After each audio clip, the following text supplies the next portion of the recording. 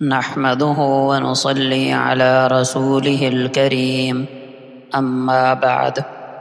گناہ چاہے کبیرہ ہوں یا صغیرہ، اگر توبہ نہ کی جائے تو ان کی سب سے بڑی ہلاکت اور مصیبت یقیناً آخرت میں ہی آئے گی، جہاں چاروں ناچار عذاب جہنم کا بھگتنا پڑے گا۔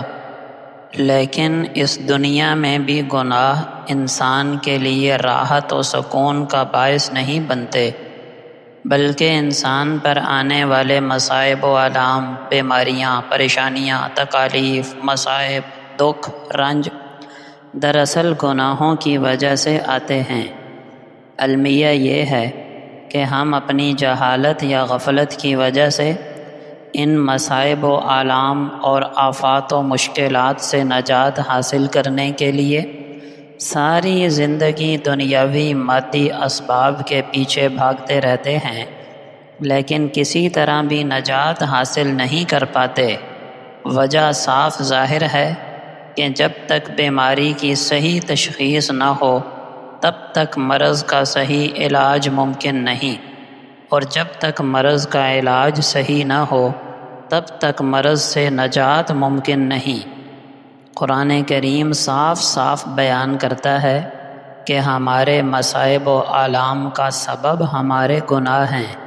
فرمایا وَمَا أَصَابَكُم مِّن مُّصِيبَةٍ فَبِمَا كَسَبَتْ أَيْدِيكُمْ وَيَعْفُو عَن كَثِيرٍ۔ جو بھی مصیبت تم پر آتی ہے وہ تمہارے ہاتھوں کی کمائی کی وجہ سے آتی ہے، حالانکہ اللہ بہت سے گناہ تو ویسے ہی معاف فرما دیتے ہیں۔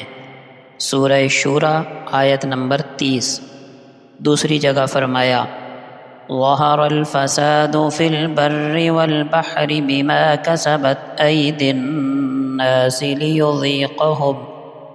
لِيُذِيقَهُم بَعْضَ الَّذِي عَمِلُوا لَعَلَّهُمْ يَرْجِعُونَ۔ خشکی اور سمندر میں فساد برپا ہو گیا لوگوں کے ہاتھوں کی کمائی کی وجہ سے، تاکہ اللہ تعالیٰ ان کو ان کے بعض اعمال کا مزہ چکھائے اور وہ باز آ جائیں۔ سورہ روم آیت نمبر 41۔ ایک اور جگہ فرمایا وَمَا أَصَابَكَ مِن سَيِّئَةٍ فَمِن نَفْسِكَ، اور جو بھی مصیبت تجھے پہنچتی ہے وہ تیرے نفس کے شر کی وجہ سے ہی پہنچتی ہے۔ سورہ نساء آیت نمبر 79۔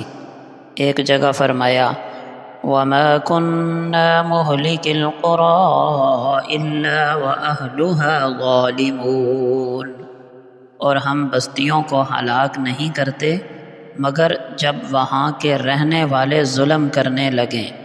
سورہ قصص آیت نمبر 59۔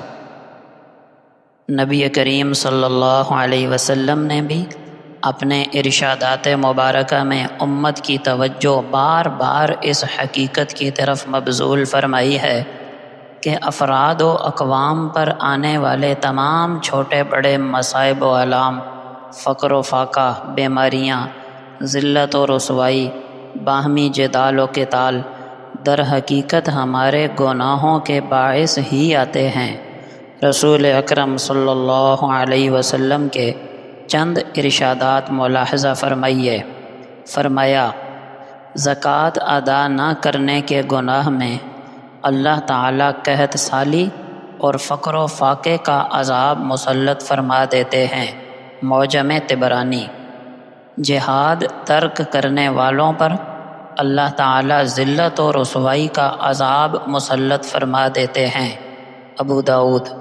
سود کی وجہ سے مال میں برکت ختم کر دی جاتی ہے۔ ابن ماجہ۔ گناہوں کی وجہ سے انسان اپنے رزق سے محروم کر دیا جاتا ہے۔ سنن ابن ماجہ۔ امر بالمعروف اور نہی عن المنکر ترک کرنے والوں کی دعائیں قبول نہیں کی جاتی۔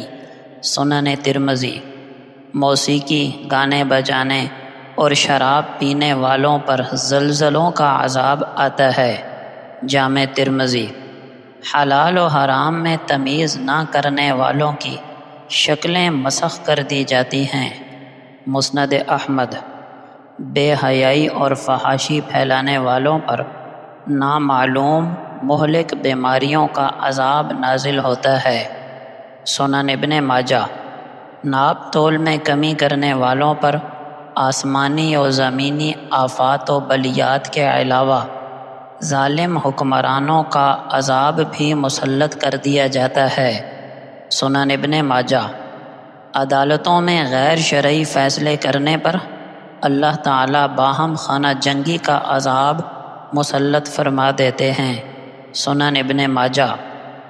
خلاصہ کلام یہ ہے، افراد ہوں یا اقوام، ان پر آنے والے مصائب و آلام، آسمانی و زمینی آفات، زلزلے، سیلاب، قحط سالی، نئی اور نامعلوم ہلاکت خیز بیماریاں، غربت و افلاس، فقر و فاقہ، صنعتوں کی تباہی، تجارتی خسارے، زرعی زوال، بدامنی، دہشت گردی، قتل و غارت گری، خانہ جنگی، دشمنوں کا خوف و غلبہ وغیرہ، یہ سب کچھ در حقیقت افراد یا قوم کے گناہوں کا ہی نتیجہ ہے، اور یہ اللہ تعالیٰ کا ایسا مسلمہ ضابطہ و قانون ہے جس سے کسی فرد یا قوم کو استثناء حاصل نہیں۔